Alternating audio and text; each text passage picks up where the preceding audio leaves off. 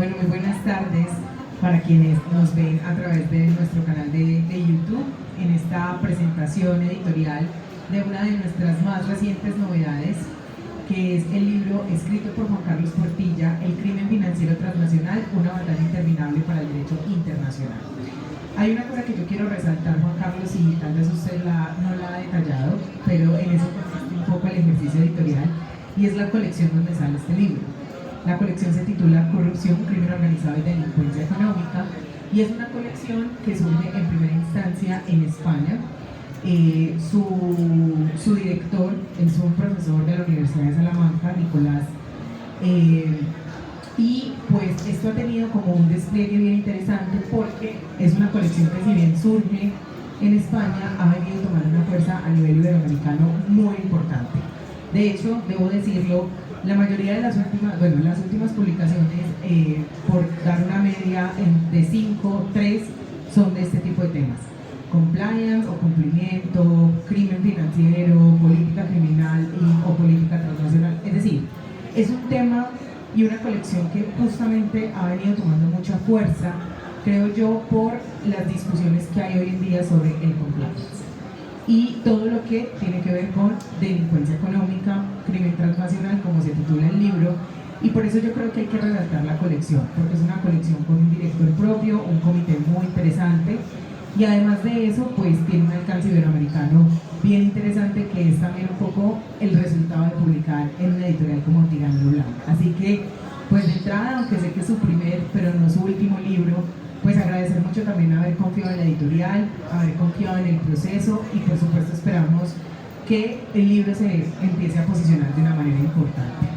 Para eso entonces quiero presentar al autor, que es protagonista, digamos, de esta presentación en la Feria Internacional del Libro de Bogotá, y es Juan Carlos Portilla. Es profesor de Derecho Financiero Internacional de la Maestría en Derecho Internacional de la Universidad de Salamanca, en donde también recibió su título de abogado.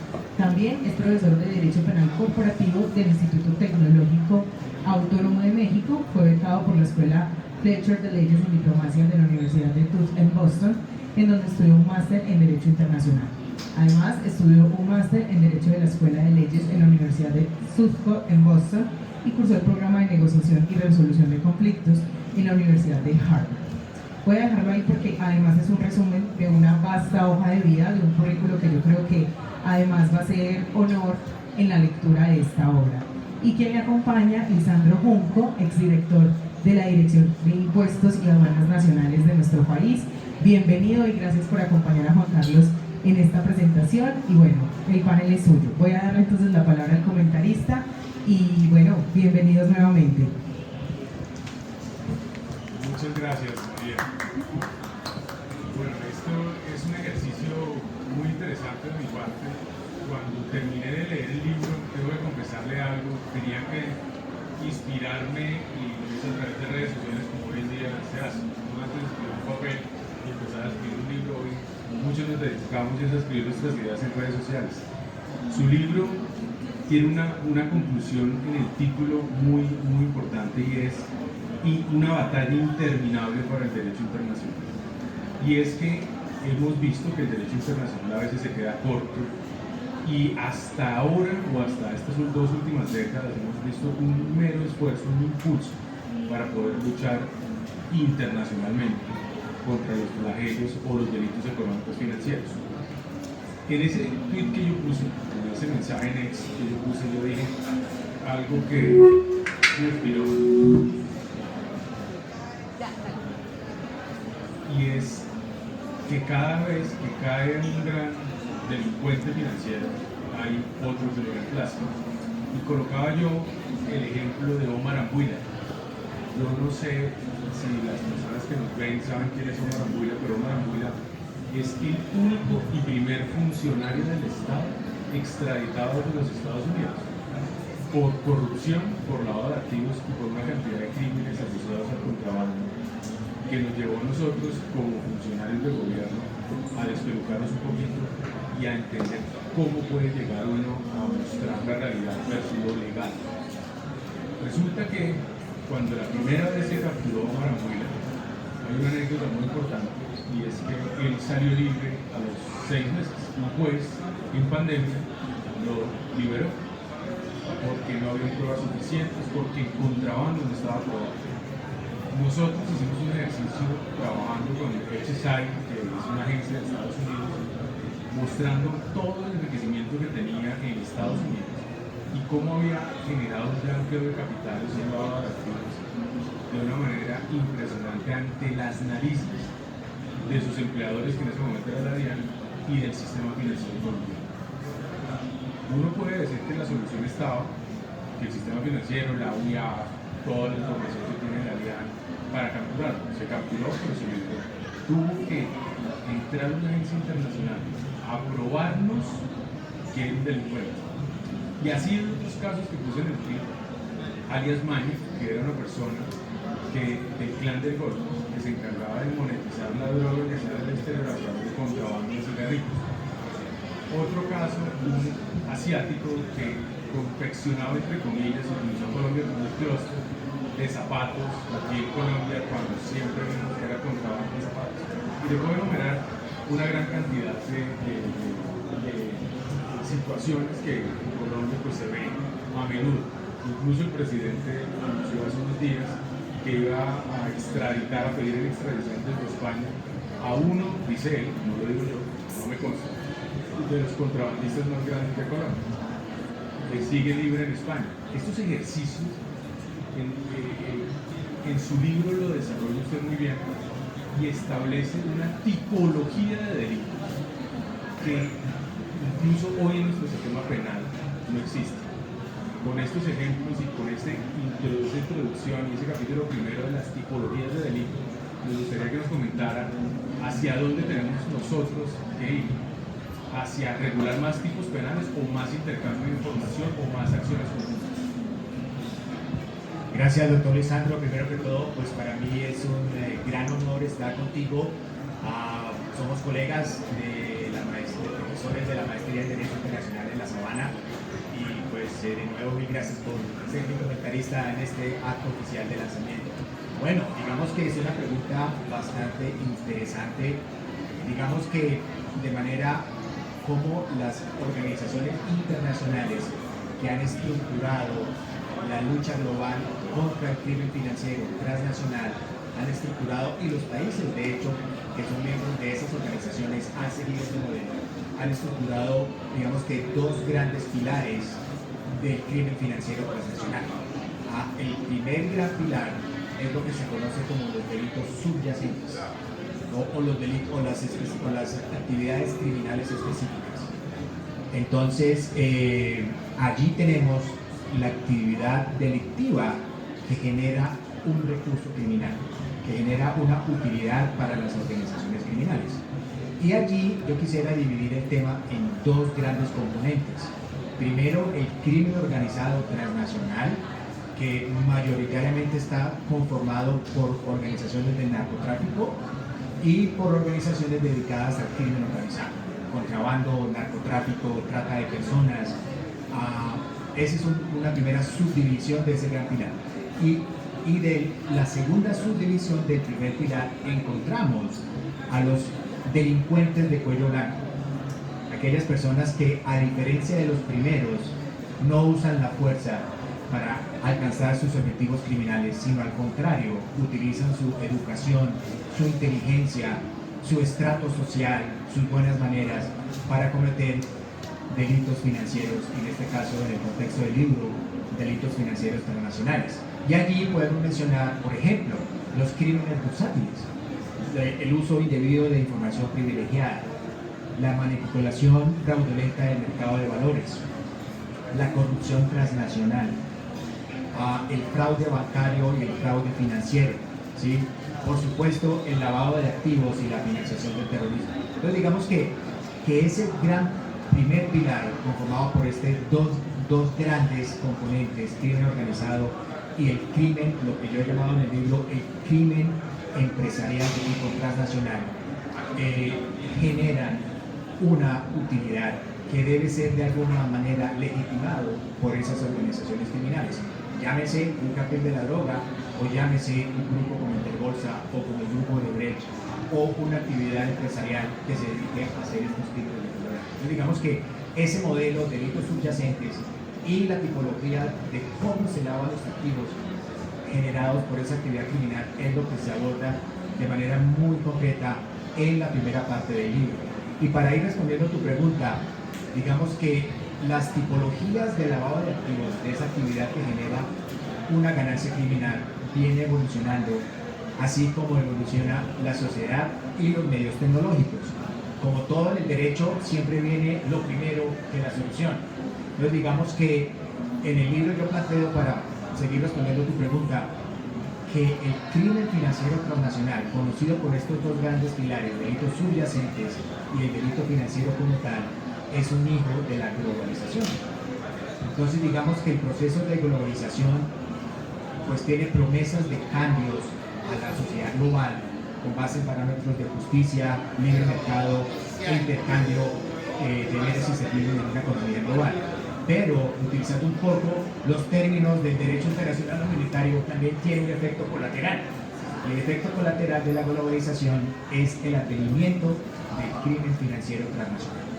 Y aparte de eso, con la génesis y advenimiento de la tecnología, y más concretamente de la tecnología apuesta o colocada a disposición de los servicios financieros, esta tecnología ha generado un impacto bastante importante, para mal, en la inclusión de este crimen financiero transnacional en nuestra sociedad moderna. Entonces digamos que allí podemos encontrar las empresas tecnológicas de servicios financieros, aquellas empresas que se dedican a emitir y transar los famosos activos digitales, incluyendo las criptomonedas. Esto ha hecho que el dinero viaje instantáneamente a cualquier parte del mundo sin considerar ningún tipo de fronteras. Entonces digamos que eso ha desarrollado la crisis, esta batalla que yo llamo, y un poco para empezar a rematar tu pregunta y abordar la última parte de tu pregunta, esta batalla se libra, el centro de gravedad de esta batalla, el campo de batalla, utilizando los términos militares, el campo de batalla de esta guerra es el sistema financiero internacional. Y por supuesto, el sistema financiero colombiano en el contexto colombiano. ¿Qué se puede hacer más? Tu pregunta si es desarrollar más tipologías de delito o más intercambio de información o más gestión. Gran pregunta. Yo sugiero en el libro, y lo vamos a tratar en su momento, 4 vías, pero puedo mencionar una, que es el uso de la tecnología para intercambiar información entre autoridades del Estado, pero no solo autoridades del Estado en la lucha contra este crimen financiero transnacional, sino también entre entes privados que están obligados por ley a reportar y a tener un programa antilavado de activos. Entonces digamos, yo me sueño, por ejemplo, en Colombia podamos tener una disposición como la 314B de la Ley Patriota de los Estados Unidos que le permita a todas las entidades financieras colombianas, diferentes, o no importando si pertenecen a un diferente conglomerado financiero, que puedan compartir para efectos de hacer su trabajo obligado por la ley, de hacer un acto de debida diligencia sobre los clientes y por supuesto en investigar y eventualmente reportar actividad sospechosa. Hoy en Colombia eso no se puede hacer, al menos que el banco, la entidad financiera haga parte del mismo conglomerado financiero con autorización del cliente, por supuesto, y por temas de conocer al cliente. Entonces digamos que por supuesto el Estado tiene que estar vigilante en saber qué nuevo tipo de tipologías de lavado de activos se están presentando allí. Una muy común que tú mencionaste muy generalmente, pero yo te la digo, es el uso de las operaciones de comercio exterior para lavar activos.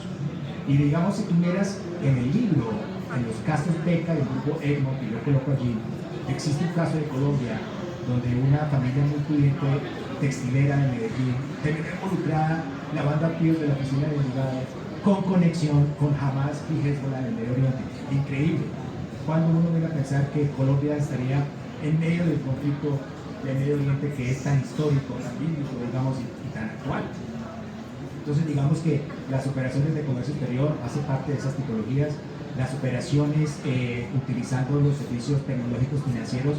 Por ejemplo, hay unos servicios que prestan estas compañías que se llaman las cuentas multimonedas, donde el cliente puede depositar pesos colombianos en el app y transformarlas al dólar americano o a la libra británica o al euro europeo. Si va a viajar esa persona a Europa, no tiene que ir a la casa de cambio del banco, simplemente hace la conversión en el app y gasta como local. Pero eso también genera una ventana grande para estas nuevas tipologías. Excelente, doctor Juan Carlos. Se me adelantó un poquito, porque usted no entró en el capítulo segundo y ese habla del lavado de activos y los delitos subyacentes. Lo mencionaba, incluso yo tuve la oportunidad hace mucho tiempo de trabajar ese caso de la oficina de Bilbao. En esa investigación era muy copiado a lo que hacía Pablo Escobar en los años 80 de exportar la cocaína e importaba entre comillas Guinness o Blue Guinness. Y estos trenes que llegaban a Colombia tenían que traer un pago, porque si yo exporto, pues tengo que traer el pago. Eso fue evolucionando y vino un caso que nos rompió un poco las brechas de conocimiento, que fue David Murcia. David Murcia creó un sistema que es ese arbitraje cambiario que hoy en día vemos en la SAP, que recaudaba, captaba pesos, pero también captaba dólares. Entonces tenía su propia tasa representativa del mercado. Innovó, pero hacia el crimen, hacia lo incorrecto. Eso le llevó a la extradición. Me acuerdo que mucha gente aquí en Colombia decía que cómo le iban a extraditar si hasta ahora el delito de captación masiva de dinero era legal en Colombia, estaba en el flujo de lo que se creaba el tipo penal en el Código Penal. Y ahora vemos noticias en donde, eso fue hace una semana, que las agencias de inteligencia de Estados Unidos reportaban que Hezbollah tenía operaciones en una de las mezquitas de Colombia.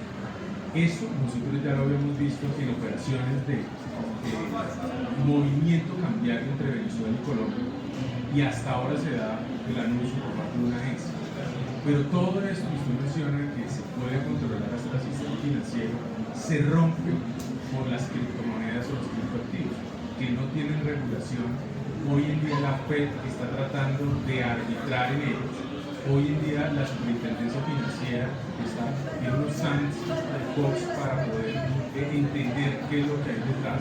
No podemos estigmatizar todas las operaciones que hay detrás de estos criptoactivos, pero que hay maldad, hay maldad. ¿Qué opina usted en este capítulo segundo en su libro sobre estos nuevos vulneraciones que tiene el sistema financiero, que ni siquiera los comités de Basilea, el Grupo GAFI, el Grupo ERMA y los demás centros de pensamiento de lavado de activos han podido resolver? Bueno, pues maravillosa pregunta.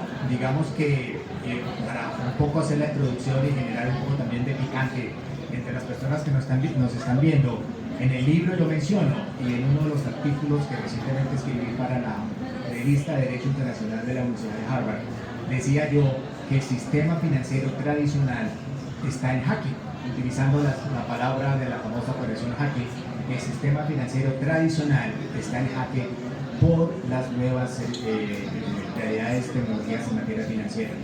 Y cuando yo hablo de sistema financiero tradicional, hablo de la banca central, de papel moneda de curso legal y por supuesto de los bancos intermediarios en la economía, el ahorrador que tiene un superávit en su casa o en su empresa y el deudor que tiene un déficit y que necesita esa labor de intermediación. Y un poco de anecdotario y también para colocar a pensar en la gente. El Banco Central de China, decía yo en este artículo para Harvard, acaba, utilizando tecnología blockchain, acaba de lanzar el yuan digital. Hay otras economías no tan importantes como la China que también han sacado su moneda digital utilizando la tecnología blockchain.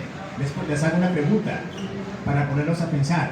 Si el día de mañana la mayoría de los países, de los bancos centrales que tienen autonomía, por supuesto los ministerios de Hacienda están sentados en la Junta y presiden la Junta, pero hay cierta autonomía, si los bancos centrales del mundo como un movimiento entran a emitir una moneda digital de curso legal, el peso digital, digamos un sistema hipotético en Colombia, el peso digital, uno se puede preguntar, el doctor Lisandro me puede entender este punto.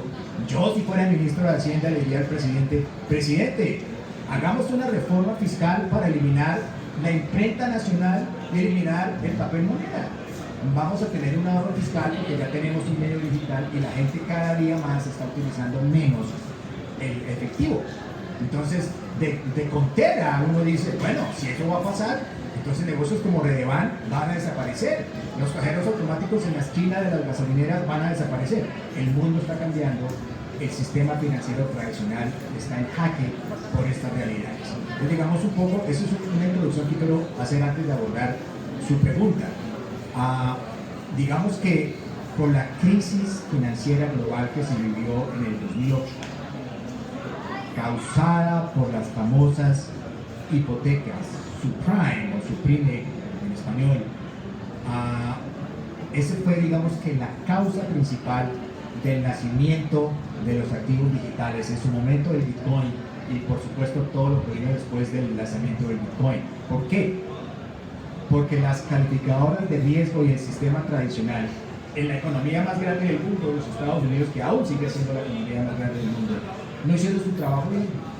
No hubo una debida diligencia para decirle al mercado los riesgos grandísimos de invertir en estos títulos hipotecarios basados en hipotecas de alto riesgo. Uno de los riesgos del negocio bancario no solo es el crimen financiero, es el riesgo de crédito, el riesgo de mercado, el riesgo de contraparte, todos los riesgos que los organismos internacionales se encargan de regular.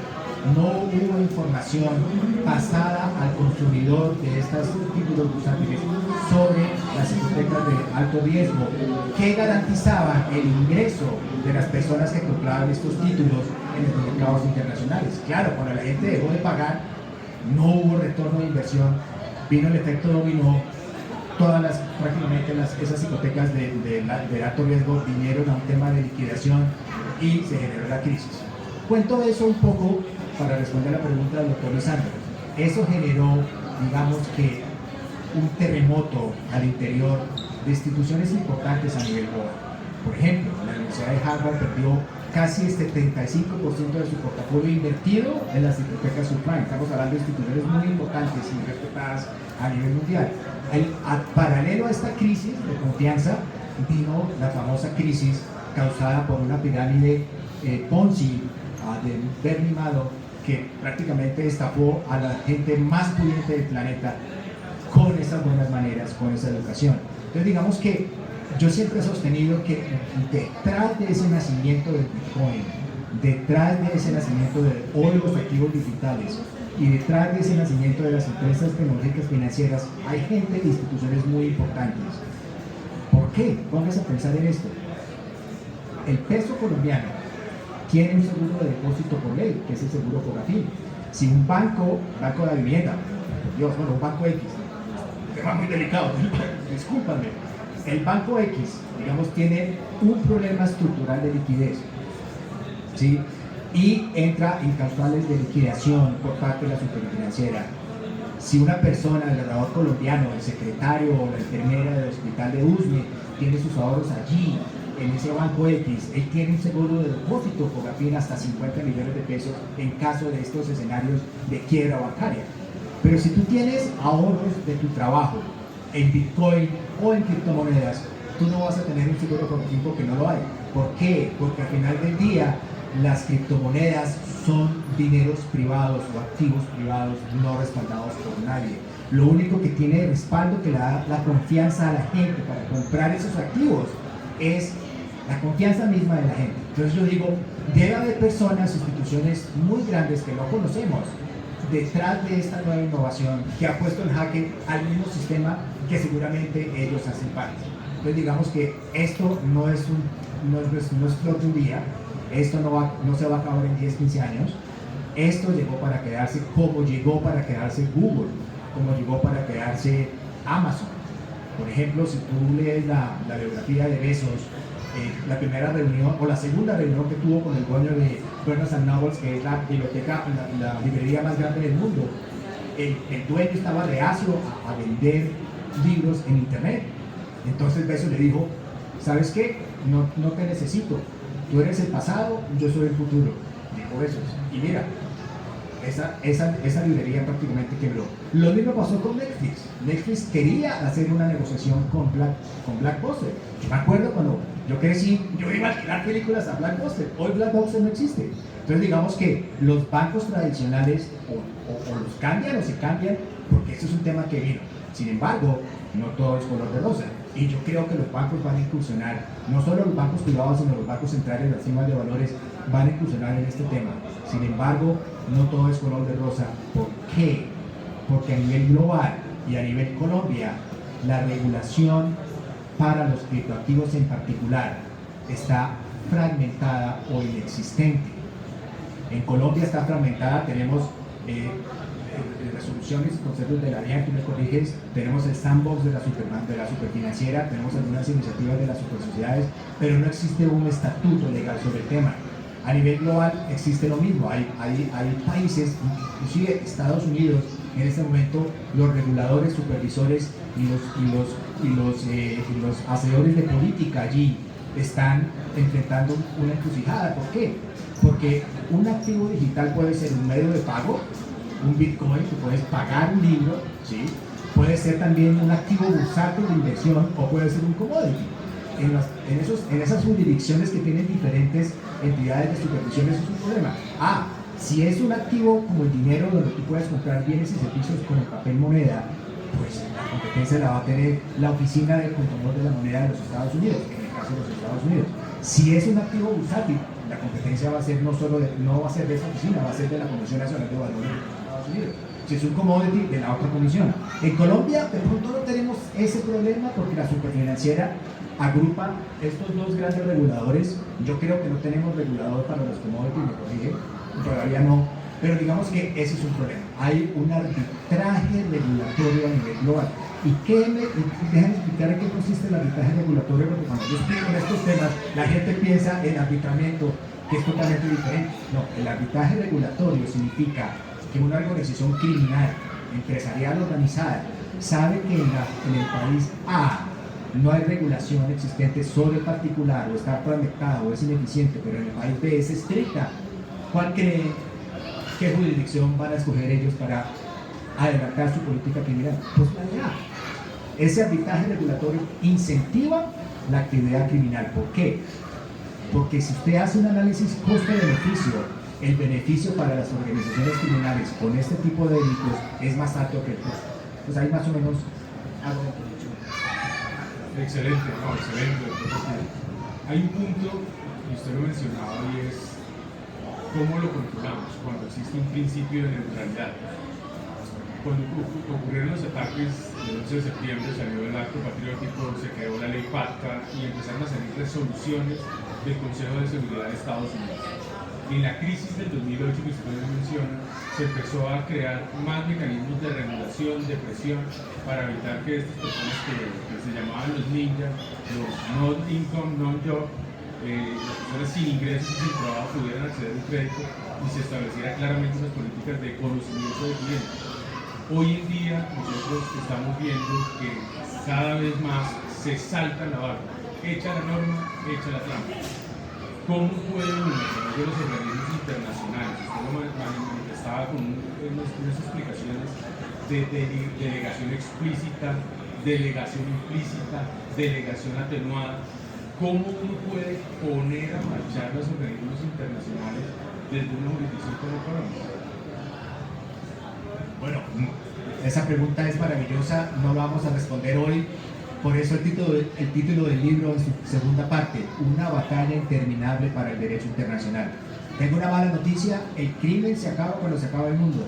Desde que existió Adán y Eva hasta la fecha ha habido crimen. Crimen de todo tipo. Crimen violento, homicidios, secuestros, extorsión y el crimen de cuello blanco, que es mi especialidad. Ese crimen no va a desaparecer. Esa es la mala noticia, por eso es una batalla interminable y hay que decirlo tal cual.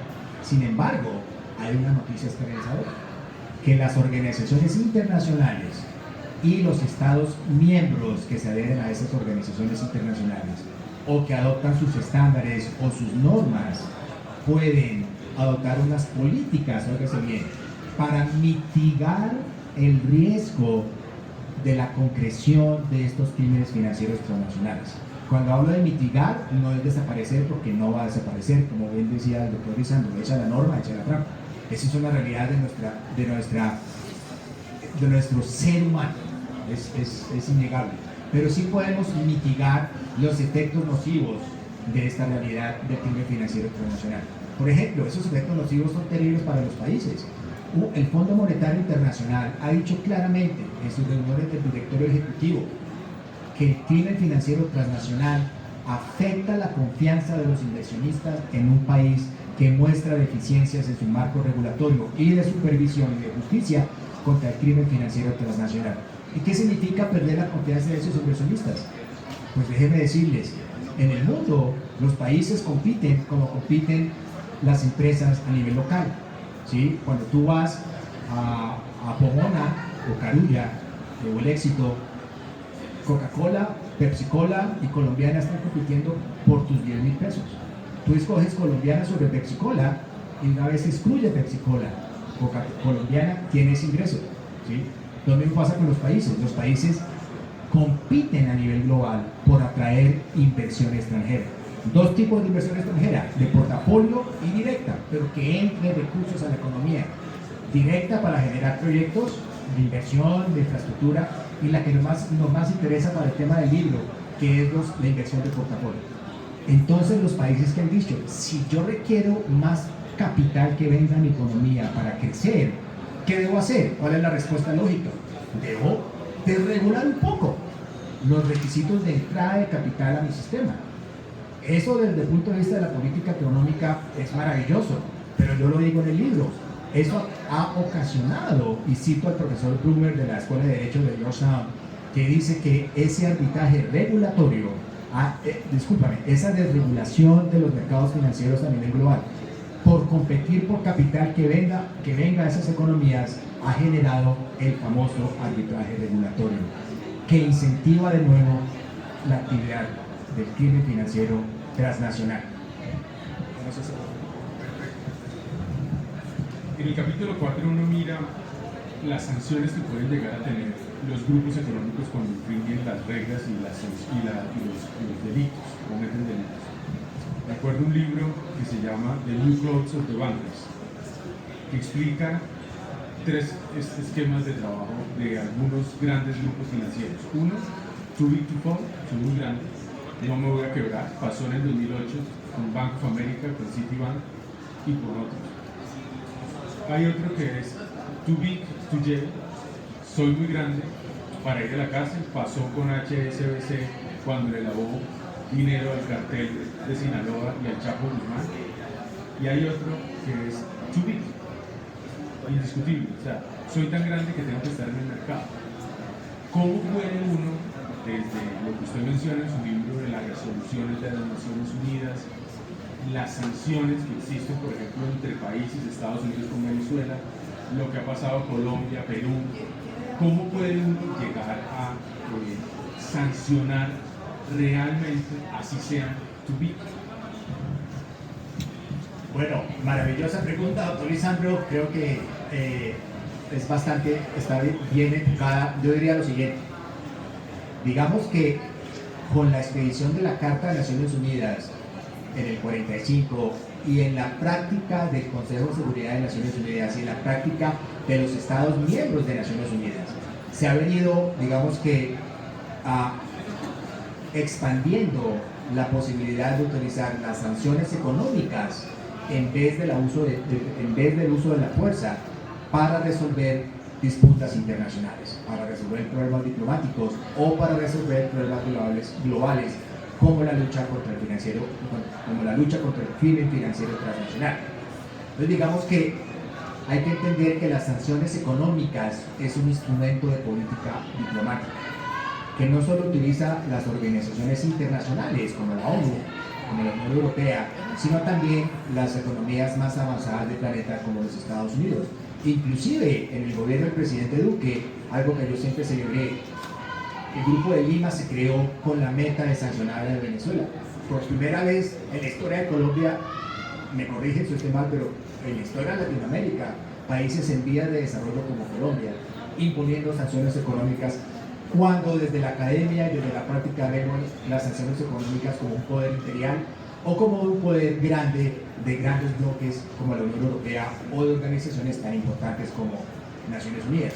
Entonces digamos que allí hay que decirlo con toda honestidad, y yo lo planteo en el libro y lo planteo en un artículo que escribí para la revista de Derecho Internacional de la Universidad de Cambridge.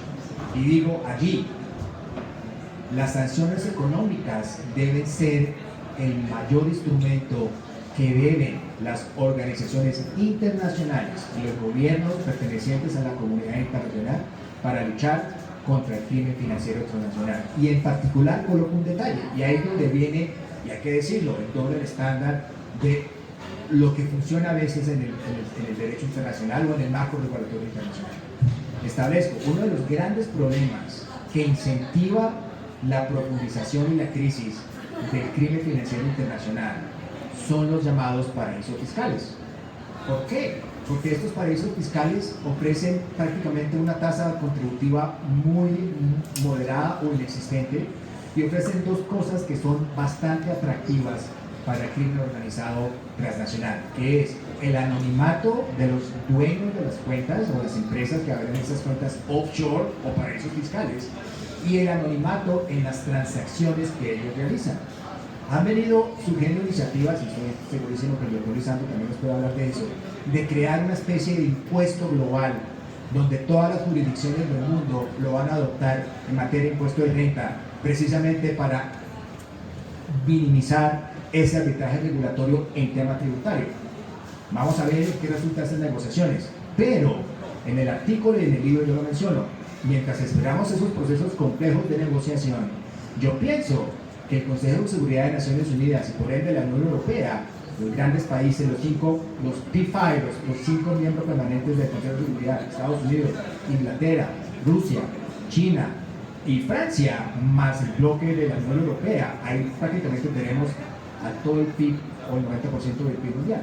Si esas economías deciden aplicar sanciones a los llamados países offshore o a los llamados paraísos fiscales, con el objetivo de darles, por donde más les duele, con el objetivo de levantar el anonimato, el velo corporativo y también las facilidades tributarias, sin duda alguna, los miembros de este crimen organizado van a tener menos incentivo y menos instrumentos, junto con firmas de abogados, vehículos corporativos, etcétera, para poder lavar el producto de sus delitos, llámese evasión fiscal, llámese corrupción, llámese delitos de cuello blanco.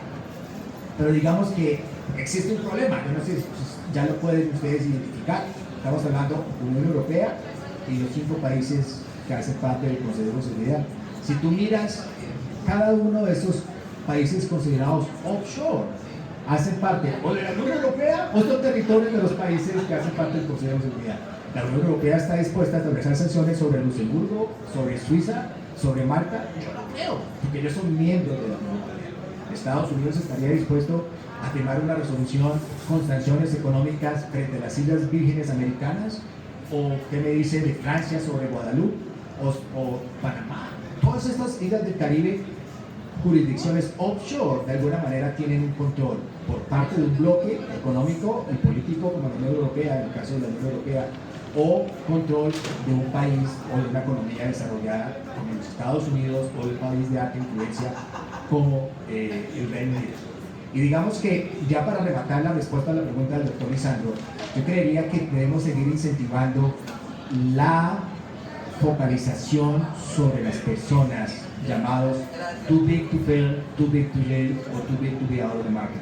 No, tenemos que seguir haciendo sanciones inteligentes, sobre sectores y sobre el país en general, pero más sanciones inteligentes, focalizadas a esas empresas que se consideran demasiado importantes de no ser sujetadas a sanciones. Si nosotros logramos eso, pero requiere un compromiso político y diplomático de las personas, de los países que tienen el control de estas sanciones, yo creo que vamos a avanzar muchísimo. Perfecto. Usted menciona los paraísos fiscales. Eso es un muy buen ejemplo de lucha transnacional, de organismos internacionales. Y en uno de ellos, la OCDE, la Organización para la Cooperación y el Desarrollo Económico, en el año 2013 crea un programa que se llama BEPS, que es el programa de Best Erosion Profit Shifting, y en ese programa empiezan a salir varios elementos. Uno de ellos es lo que hoy en día en Colombia existe, que es la Ley 1663, que es el intercambio de información país a país. Y eso genera unas medidas de transparencia. Adicionalmente, la transparencia Es como cuando uno prende una lucecita chiquita en la oscuridad, todo se puede ver. Esa transparencia quita la opacidad, el secreto bancario, el secreto fiscal, y ha venido evolucionando a tal punto que hoy ya ni siquiera se utiliza el término paraísos fiscales frente a la perspectiva tributaria. Pero sí vemos, por ejemplo, secretismo bancario en Hong Kong, en Singapur, en ciertas jurisdicciones, en Chipre, en ciertas jurisdicciones en donde sí hay intercambio de información tributario, pero no hay intercambio de información financiera. Yo tengo las declaraciones tributarias de varios países, de mis residentes fiscales, pero no la información financiera. Para abordar el último punto, usted menciona 4 vías para mitigar esta delincuencia financiera transnacional.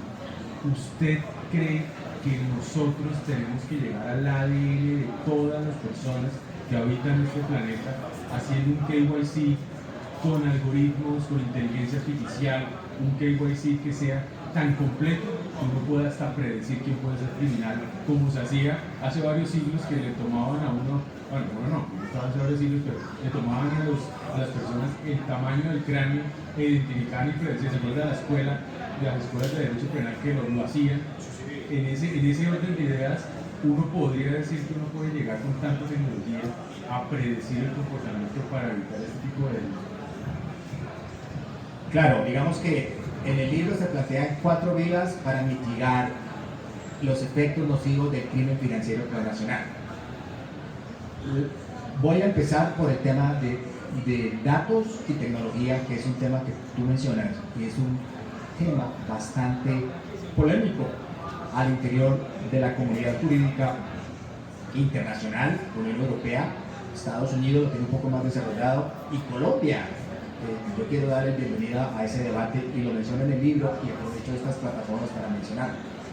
Me estoy anticipando un poco o estoy profundizando un poco en la primera vía. Son 4 vías que se proponen para mitigar los efectos nocivos del crimen financiero transnacional. La primera es la cooperación internacional entre estados pertenecientes de la comunidad internacional. Debe ser el centro de gravedad de la política exterior para luchar contra este crimen financiero internacional.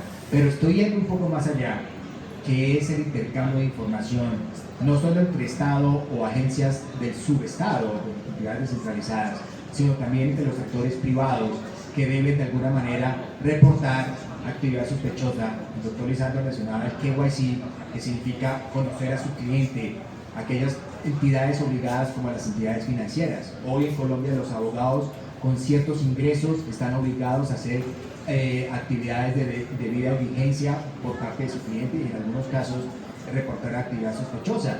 Las empresas que contratan con estados extranjeros también están obligados hoy por el ingreso de Colombia a la OECD de tener programas de cumplimiento de ética empresarial y por supuesto de reportar actividad y de tener políticas internas corporativas antisoborno. Entonces digamos que allí quiero mencionar el tema que es bastante polémico, y bienvenida a la polémica. Yo ya tomé mi partido y voy a decirlo muy claramente. En esa lucha tenemos un duelo de titanes del mundo jurídico. El primero es la protección a los derechos de la privacidad de un individuo, óigase bien, de un individuo. Es un derecho fundamental en nuestra Carta Política de Habeas Data, en todos los derechos, en todos los instrumentos de derechos humanos globales. El derecho de la privacidad es un derecho fundamental, un derecho humano, un derecho paramount en los sistemas. Pero por otro lado tenemos otro principio jurídico, yo lo llamo más principio de deber jurídico de los estados de proteger a su comunidad del terror. Y para poder minimizar el terror tenemos que cortar la financiación del terrorismo. Y para cortar la financiación del terrorismo, las entidades que reciben los recursos de sus clientes, entidades financieras, los abogados, firmas de abogados que interactúan con sus clientes, las firmas que contratan con el exterior, pues tenemos una obligación, o ellos tienen una obligación de si pueden sospechar que una actividad financiera está direccionada a financiar un acto de terror, hay que reportarla y por algún lado cortarla. Entonces digamos que tenemos En el cuadril tenemos el derecho a la privacidad, que es un derecho fundamental de las datas, y el deber del Estado de proteger a la comunidad de un acto de terror o de garantizar la paz y la armonía en sus territorios. Entonces digamos que los abogados más propensos a los derechos humanos van a decir, no, es que el derecho a la privacidad es un derecho paramount que se debe proteger y no hay nada que lo deba menoscabar. Un argumento muy válido. Sin embargo, los promotores del deber público como política pública, y por eso el principio jurídico de proteger a la comunidad del acto de terror y de garantizar la paz y la convivencia, dicen, en algunos momentos los derechos fundamentales, en este caso el derecho a la privacidad, deben ceder frente a un individuo, frente al colectivo, ¿sí? Entonces, la solución académica, gracias a Dios, no somos policy makers, no estamos aquí haciendo política pública, pero sí estamos en la academia y bienvenido al debate. La respuesta es, si yo fuera magistrado de una corte constitucional, de una corte interamericana de derechos humanos, de una corte europea de derechos humanos, o cualquier juez decidiendo este conflicto entre dos titanes del derecho, del mundo jurídico, yo diría, tenemos que hacer un test de balance, un balancing test, un examen de balances y colocar en la balanza de la justicia cuál bien jurídico pesa más. Y en ese razonamiento jurídico yo diría, la pesa se va a inclinar más por el deber que tiene el Estado de proteger a 100.000 habitantes de un acto terrorista que proteger el derecho individual de un individuo a su derecho a la privacidad. Y esa sería mi ponencia positiva, mi ponencia para que la sala plena apruebe. Seguramente voy a tener un salvamento de votos, espero no del doctor Lisandro, pero ahí está la respuesta. Bueno, Carlos, ya terminando para darle la palabra a las personas que nos acompañan, hay un sinónimo que se denota en su libro y es globalización es igual a más crímenes de carácter financiero internacional. Esa es la conclusión que yo leí y yo creo que su libro, además de tener casos prácticos, además de ser un libro muy entretenido, dan el blanco hacia la reflexión que requieren no solo los reguladores ni los gobiernos, sino los ciudadanos.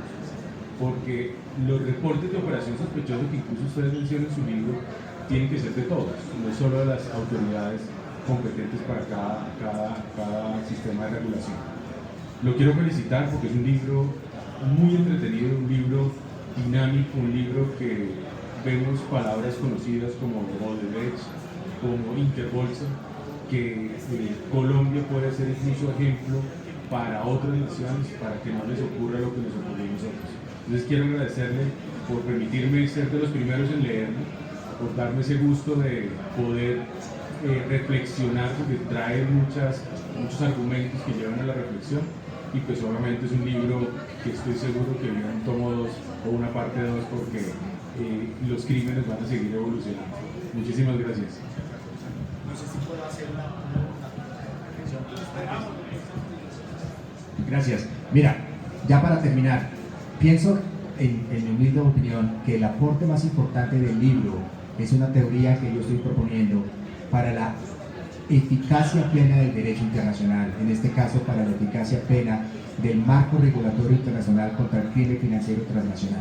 Y allí, en el último capítulo, o en el capítulo 5, yo establezco un diálogo entre diferentes escuelas de cumplimiento del derecho internacional. Entonces, la escuela más tradicional dice, vamos a mirar el tema de cumplimiento, que significa el grado que los estados han venido cumpliendo en internalizar los estándares internacionales contra esta lucha contra el crimen financiero transnacional o los tratados internacionales siguiendo el proceso de ratificación política. Así se mide el cumplimiento. Unos dicen, bueno, este cumplimiento se mira bajo un poco de instrumentalización. Los estados están dispuestos a adoptar esas normas internacionales porque hace parte de su interés en hacerlo. Diferentes intereses, por ejemplo, quedar bien ante el club internacional.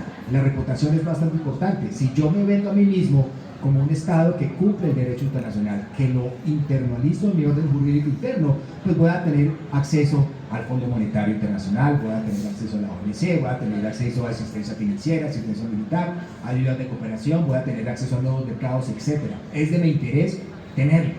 Para otro país que de pronto el interés es diferente, pueden decir, es interés mío cumplir el derecho internacional porque yo puedo utilizar una organización internacional para implementar mi modelo regulatorio y exportarlo desde el centro a la periferia. ¿Sí? Que es lo que pasó con Basilea 1, 2 y 3 y con todos los documentos de Basilea en la lucha contra el crimen financiero internacional. Sin duda alguna, el Reino Unido y Estados Unidos jugaron un papel importante en establecer el marco de lo que iba a ser un futuro Basilea, en el tema de riesgo de crédito, riesgo de mercado y el tema de crimen financiero internacional. Yo quiero imponer mi modelo al mundo, pero no como país porque no puedo, sino a través de un organismo internacional tan técnico como el Comité de Basilea, que prácticamente sus documentos, sus papers, sus estándares, sus acuerdos de Basilea se convierten en ley automática en los países miembros de la comunidad internacional. No requiere ningún tratado internacional desde pasado por el Congreso o por una Corte Constitucional. No existen esos actores políticos que hacen presión y cambian los resultados de los tratados, ¿no? Inclusive muchos profesores de Derecho Internacional, como el profesor Álvarez de la Universidad de Nueva York, dice, ahí tenemos un problema de déficit democrático. Estos gobernadores de los bancos centrales de las 10 economías más grandes del mundo tienen el poder pequeño, un grupo pequeño, pero de regular todo un mercado global bancario mundial. Entonces digamos que los países pueden utilizar también ese cumplimiento, y yo digo en el libro, para imponer sus intereses utilizando los organismos internacionales. Esas digamos que son las teorías más básicas, elementales, bajo una óptica del derecho internacional y de las relaciones internacionales. Los estados están dispuestos a cumplir con el derecho internacional porque es de su interés hacerlo. Análisis costo-beneficio, es más grande el beneficio que el costo, cumplo con el derecho internacional. Otras personas como mi profesora Chase de la escuela Fletcher estableció en la escuela es un problema de gestión. No es un problema que el Estado tenga un riesgo calculado de incumplir el derecho internacional, aunque muchas veces lo hace, como el gobierno del presidente Chávez cuando se retiró la Corte Interamericana de Derechos Humanos, que no es mi tema, pero se explica que fue un riesgo calculado de retirar a un país de un foro internacional. Entonces dice la profesora Chávez, no es un problema de que los países tengan un riesgo calculado de retirar al país del derecho internacional, es un tema de gestión, es un tema que de pronto la norma internacional es ambigua, o es un tema que de pronto requiere ese Estado para cumplir, requiere más asistencia financiera, más transferencia de tecnología, más transferencia de conocimiento. Esa es la segunda escuela. La tercera escuela dice, mire, el derecho internacional es primitivo o no existe. Ahí tenemos al profesor Kelsen que nos enseña en el primer derecho. No existe porque no existe un poder central global que se encargue de hacer cumplir el derecho internacional. Y otros dicen al profesor Kelsen, no, profesor, usted está equivocado. ¿Por qué? Porque después de la Segunda Guerra Mundial ha habido una proliferación de tratados y organismos internacionales y cortes internacionales que sí tienen ese poder central. Pero dicen los otros como contraargumento, pero un segundo, al final del día, esos organismos internacionales tienen que acudir a los estados para hacer cumplir el derecho internacional. La OMC, que tiene un régimen de resolución de disputas en materia de comercio exterior totalmente perfecto, casi perfecto, formal, tiene que depender del Estado, de que el Estado asuma la decisión de la OMC en hacer retaliación comercial con el socio país que incumplió el acuerdo comercial. Inclusive la Corte Penal Internacional al emitir orden de arresto contra un delincuente de tipo internacional tiene que depender de un Estado para ejecutar la orden de arresto. Gafi, que es el grupo de acción financiera que se encarga de emitir las 40 recomendaciones contra el lavado de activos y financiación del terrorismo, tiene un proceso de evaluación mutua para saber si los Estados miembros Gafi están cumpliendo con sus normas y recomendaciones. ¿Sí? Ese proceso de evaluación mutua es de igual a igual. Argentina va a hacer un proceso de evaluación de Colombia, como está Colombia en la lucha contra el lavado de activos. Pero al final del día, el resultado de la visita in situ de los expertos que se nombran tiene que ir a la plenaria del Gafi, independientemente de los estados, y ser la plenaria del Gafi que apruebe el informe, que lo modifique y que decida. El país A va a la lista negra, a la lista gris, porque es un país de alta preocupación para la comunidad internacional por su marco deficiente contra los delitos financieros internacionales. Un segundo, ya voy a dar mi escuela. Muy humildemente yo propongo en el libro, mire, no es un tema de cumplimiento, y utilizo a una profesora maravillosa que establece la política anticumplimiento. Ella dice, no se trata de medir el grado de cumplimiento que un Estado tenga con las normas internacionales, se trata de mirar la efectividad de las mismas normas. Pero eso se queda un poquito corta y me dio un poquito de espacio para proponer esa teoría en el libro, que eso se trata en los libros, proponer teorías. Yo digo, mire, si usted mira cada tratado y mira Gafi y mira Basilea, tienen unos objetivos. ¿Cuál es el objetivo Gafi? El objetivo Gafi es reducir el lavado de activos a nivel mundial. Por eso se adoptan las 40 recomendaciones y por eso hacen un seguimiento y monitoreo especial para saber si los países han adoptado estas recomendaciones. Si el objetivo Gafi es reducir el lavado de activos a nivel mundial y de acuerdo a Naciones Unidas, doctor Lisandro, y al Fondo Monetario Internacional, se siguen lavando hasta 1.6 billones de dólares anuales, uno se puede preguntar, ¿los objetivos Gafi están funcionando? No es un problema de adoptar las 40 normas, las 40 recomendaciones. Si un país X está o ha adoptado sus 40 recomendaciones, pero el nivel de lavado de activos sigue siendo alto, no es un problema del país, es un problema quizás de la eficacia de los objetivos del organismo internacional. Y allí, como decimos los abogados, le trasladamos el carga de la prueba, no, le trasladamos la responsabilidad a la organización internacional de revisar sus objetivos y de pronto cambiar las normas. Eso yo lo pongo en el libro. Ahora sí. Ahora. Vamos a dar aquí paso a alguien que está interesado en los temas. Bueno, muy buenas noches para todos y más para quienes han estado en toda la conferencia. Doctor Juan Carlos, bienvenido a su tierra, que viene de los Estados Unidos, y la lluvia afortunadamente nos dejó llegar. Doctor Juan Carlos, mire, son muchas las preguntas que uno podría hacerle, pero respetando el tiempo y también al público, hay un caso que nos tocó. Hasta Hollywood nos lo contó, el caso de Bernard Madoff, y después en Colombia como que lo vimos muy a la criolla. Se supone que el señor Bernard Madoff en Estados Unidos era una persona que más o menos llevaba 30 años en el mercado de Wall Street, era una persona reconocida en el mercado, así mismo su firma. Y cuando vimos el escándalo donde él solo conocía las claves y él solo conocía quién eran los clientes, prácticamente es como si hubiera manipulado a la justicia estadounidense, que lo que hizo fue ponerle un detector y mirar todos sus movimientos y los de su familia, y parece que no pudo disfrutar todo lo que tenía. En el caso colombiano,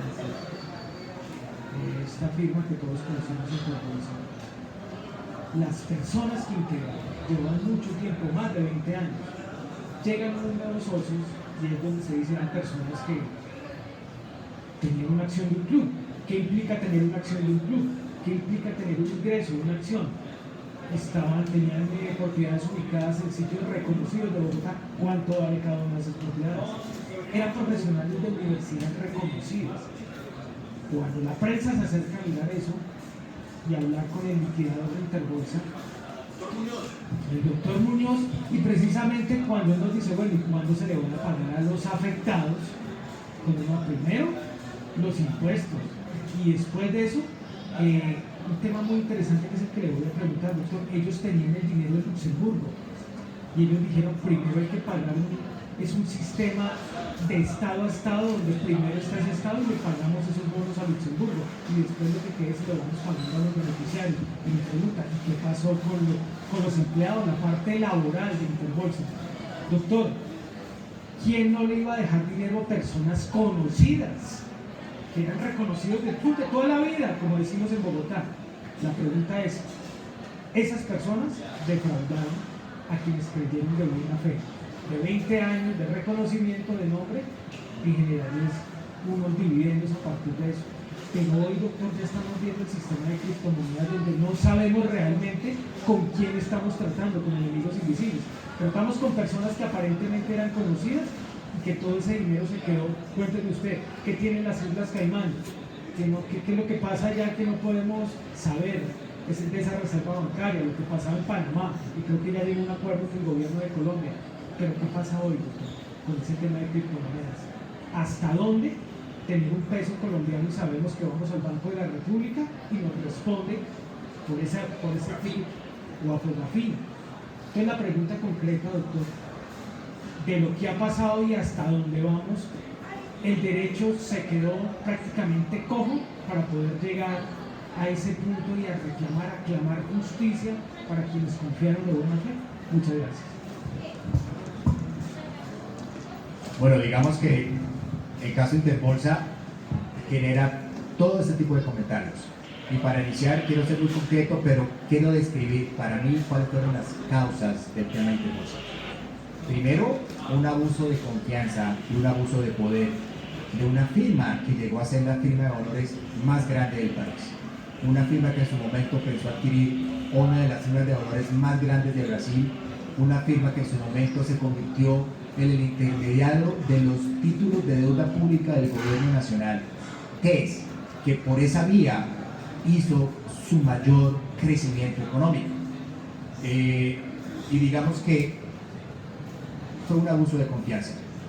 Si usted mira los grandes principios de una organización internacional que se llama la Organización Internacional de Comisiones de Valores, la IOSCO en inglés, OICV en español, se establecen tres grandes principios. El más importante es el principio de la transparencia en el mercado. Y dice, bajo este principio, dice la IOSCO, dice que las firmas de valores deben actuar frente a su cliente colocando primero los intereses del cliente por encima de los propios.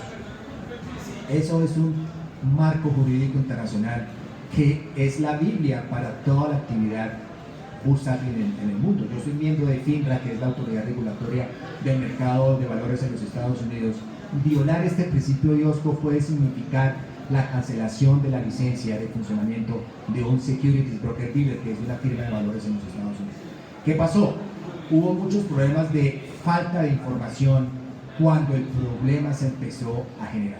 Juan Carlos Ortiz, ya yo lo puedo decir sin ningún problema, no creo que me vayan a asesinar a la salida de este sitio, pero ya se pueden decir porque los responsables ya están identificados por la justicia. Juan Carlos Ortiz tuvo problemas disciplinarios en la Bolsa de Bogotá por prácticas especulativas en el mercado de valores de la Bolsa de Bogotá. En ese momento de la historia del mercado de valores de Colombia no había una bolsa de valores de Colombia, estaban descentralizadas por regiones, la más grande por supuesto de Bogotá, la de Medellín, la segunda.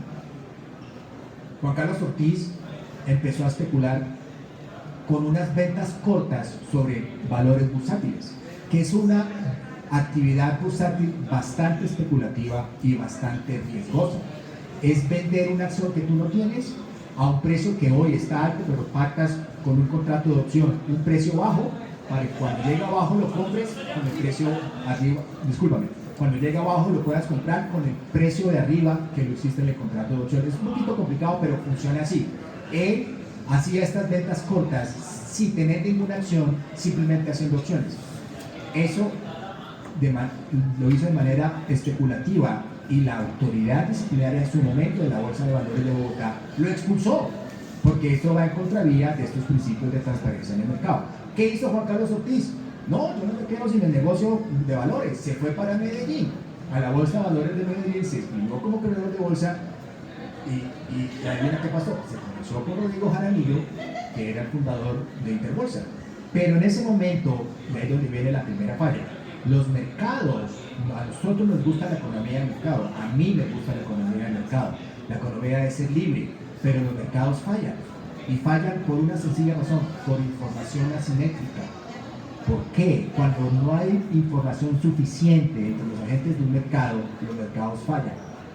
Si de alguna manera la Bolsa de Medellín hubiese tenido un procedimiento de conocer los antecedentes disciplinarios bursátiles de Juan Carlos Ortiz de lo que hizo la Bolsa de Bogotá, seguramente la Bolsa de Medellín no lo hubiera aceptado como corredor. Allí hubo un problema de información asimétrica y una persona que ya mostró un patrón criminal bursátil tuvo otra vez, es como un ratoncito tener de nuevo el queso a su disposición. Y allí se juntaron otros personajes que también dieron lugar a esta información asimétrica. En su momento vino un señor Corridori, Alessandro Corridori, italiano, que él dijo a la sociedad bogotana y a la sociedad antioqueña: yo fui miembro de la junta directiva de Parmalat y fui un gran corredor de bolsa en el mercado europeo. Oh, señor Corridori. Lo trataron como la famosa película del embajador de la India, como un príncipe, y tuvo acceso a los grandes, a los dueños del país, prácticamente. ¿Qué pasó? También una falla de información asimétrica, porque nadie corroboró si lo que decía Corredor era cierto. Había sido miembro de la Junta de Parmalat. Resultó que después de la investigación, él nunca fue miembro de la Junta Directiva de Parmalat en Italia y jamás había sido corredor de bolsa en Europa. O sea, él mintió para accesar a un círculo de poder. Y allí se empezó a gestar dos errores graves de información asimétrica. La falta de información de los antecedentes disciplinarios bursátiles de Juan Carlos Ortiz y la codicia de Corredori y la codicia de Jaramillo y otros socios de Interbolsa. ¿Qué pasó? Corredori se le vino a la cabeza el negocio de la vida. Él dijo, mire, yo tengo acciones de Fabricato. En este momento las acciones de Fabricato, si la memoria no me falla, y está en el libro, se están trazando a 12, 13 pesos, 20 pesos. Era bastante, digamos que normal. ¿Por qué? Porque en ese momento Fabricato enfrentaba problemas estructurales empresariales. Había un proceso de revaluación. Una empresa que se dedica a exportar vive de la devaluación, más del 50% de su actividad empresarial. ¿Por qué? Devaluación significa más pesos. Si vendo más en el exterior porque exporto, y si hay un clima de devaluación en la economía nacional, voy a recibir más ingresos. Pero en un escenario de revaluación, el que sufre es el exportador. Quiere decir que el ingreso monetizado de los dólares que vendía Fabricato eran menos, y eso impacta los estados financieros de cualquier compañía exportadora.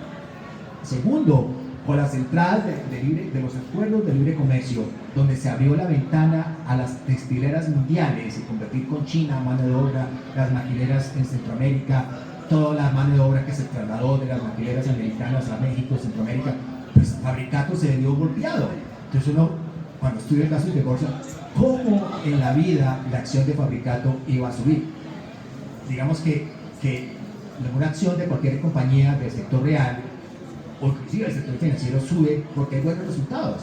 Se abren nuevos mercados, hay devaluación para un exportador, se hace una fusión con un competidor. Fabricato, un ejemplo, va a comprar su competencia en Honduras, o sea, vamos a conquistar más mercados, etc. Hay expansión de la actividad industrial. Por ende, la acción de una compañía empieza a subir, y al empezar a subir con los buenos resultados, empieza a tener demanda en el mercado bursátil y eso tiene un efecto positivo en la acción. Fabricato no tenía esa realidad, pero Corredor dijo, yo tengo acciones de Fabricato, hagamos una cosa, yo te doy mis acciones en garantía, Interbolsa, Juan Carlos Ortiz, Jaramillo, y tú me das liquidez para yo comprar más acciones de Fabricato a través de esas operaciones repos de liquidez, y por ende yo voy a tener la artillería monetaria para seguir comprando acciones de Fabricato y de esa manera empezar a influir en el precio de la acción de Fabricato de manera artificial y fraudulenta. Entonces, a medida que empezó el ciclo, más acciones de Fabricato eran adquiridas por Corredori, dadas en garantía a Interbolsa, Juan Carlos Ortiz, Jaramillo, más recursos de préstamo vía repos, con un agravante, que estos contratos repos entre entidades son de corto plazo, son de 90 días, están diseñados para solucionar problemas transitorios de liquidez y no para financiar proyectos a largo plazo, ni mucho menos para manipular de manera fraudulenta el mercado de valores. En términos muy generales, esa fue una de las ventanas criminales de Interbolsa. ¿Qué dijo Corredori? Ortiz, Jaramillo, cuando la acción de Fabricato, como la lograron subir artificialmente casi a 90 pesos en el 2012, antes del famoso default de Crédito Bancolombia,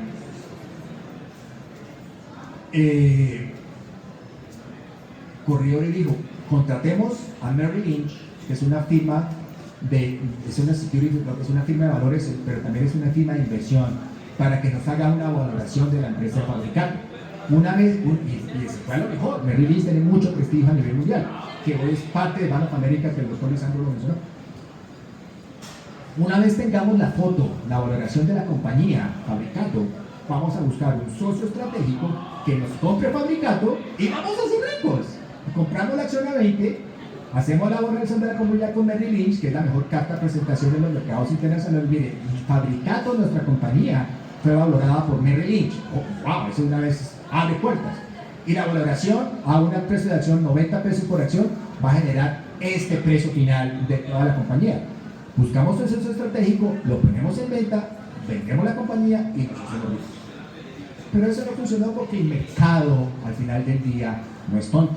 Los agentes económicos conocen la información y sabían de la realidad del fabricato y sabían que el mercado de valores colombiano en su momento estaba inundado de repos y que Interbolsa estaba a punto de incumplir sus obligaciones con la banca colombiana, precisamente para financiar Bancolombia, para financiar a Corredori con sus aventuras de repos y para entrar a la acción de fabricato tipo Bernie, pero no era una Ponzi Scheme, pero era una clara acción de manipulación fraudulenta del mercado.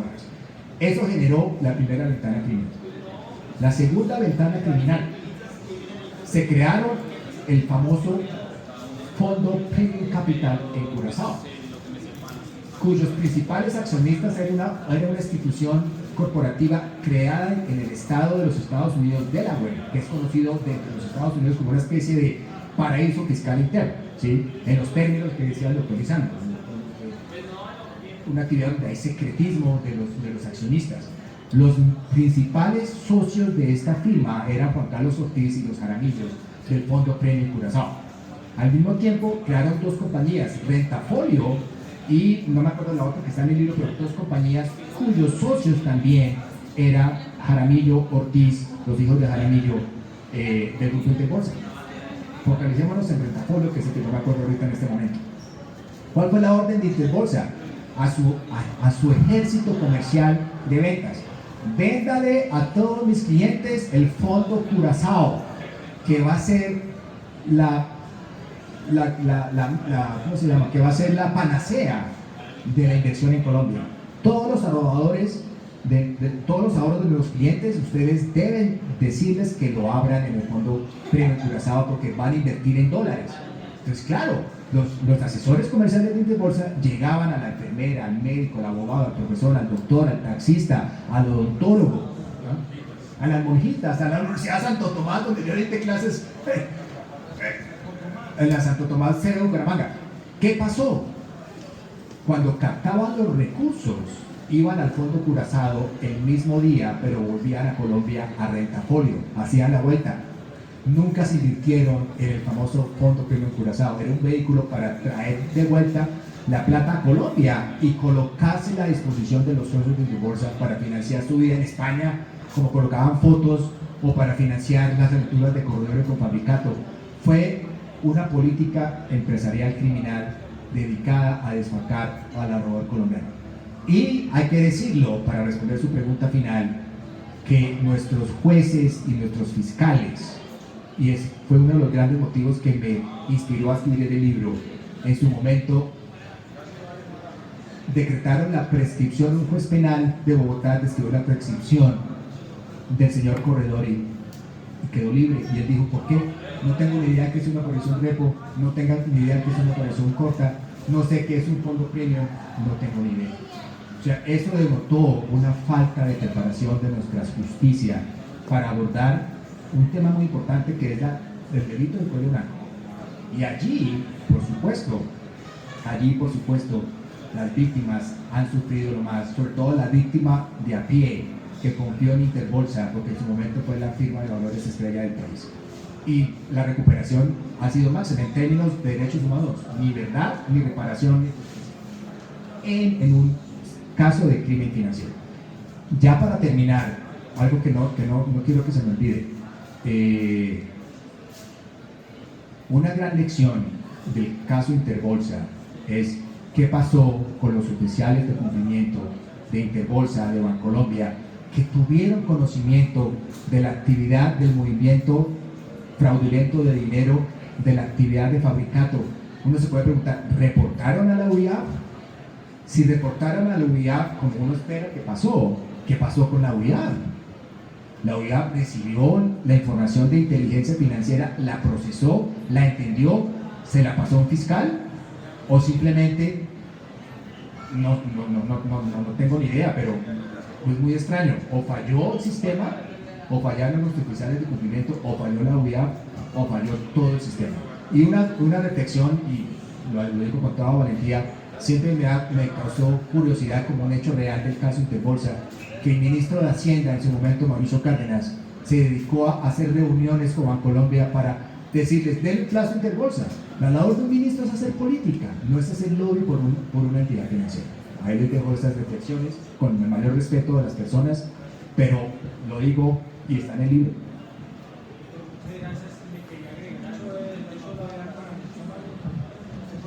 Me parece que lo vimos desde distintos campos. Me parece que en el caso del señor Corredor, los extraditas son nacionales. Si lo dejaban integrado en Italia, no había forma de tener. Está directivo del Partido Tolera. No, doctor. El tema es que hizo la bolsa de valores, lo que usted dice. O sea, el tema es que regulariza y que le da control a la decisión. No, ahí el sancionado detrás de todo eso no fue el corredor, fue el superintendente financiero Gerardo Hernández. ¿Se acuerda que la Procuraduría lo destituyó, pero lo suspendió un tiempo en el gobierno del presidente Santos? Ahí hubo una suspensión. Ahora bien, el fondo premium nunca fue un fondo vinculado al sector financiero, fue un fondo creado como sociedad. Es como si yo fuera a la Cámara de Comercio y pues le pusieron un nombre a una sociedad que se llame Fondo Premium. Eso no se puede hacer. Esa responsabilidad también la tenía el superintendente de sociedades, que no le pasó absolutamente nada. Era más responsable, en mi criterio técnico, el superintendente de sociedades que el mismo superintendente financiero. Claro, claro. Ahí el responsable también, que mire las coincidencias, el autorregulador de la bolsa de valores, el autorregulador del mercado de valores, el presidente, hoy en día es el vicepresidente jurídico de Bancolombia. Cuando nosotros llegamos a la bolsa de valores de Colombia, lo que tienes que hacer es obligaciones. Las obligaciones del mercado de valores, no es el mercado financiero. Disculpen, yo no soy experto en el tema, pero yo soy parte de una cosa y las colegas que dicen, estábamos en dos campos distintos, pero con un solo caso. Ya que prácticamente es un tema tan técnico que se pasaron justicia a medios. Por ejemplo, el caso de Venezuela. Yo sabía, ese fondo Curazao es como si yo le debo a ese Estado, inmediatamente le tengo que pagar su pagaré, se lo debo pagar de la liquidación de interés. ¿Qué pasa con los impuestos que Luxemburgo. Curazao es de Holanda, es del Reino de los Países Bajos. Lo que decía de la doble estándar de los países. Discúlpame, lo que decía del doble estándar.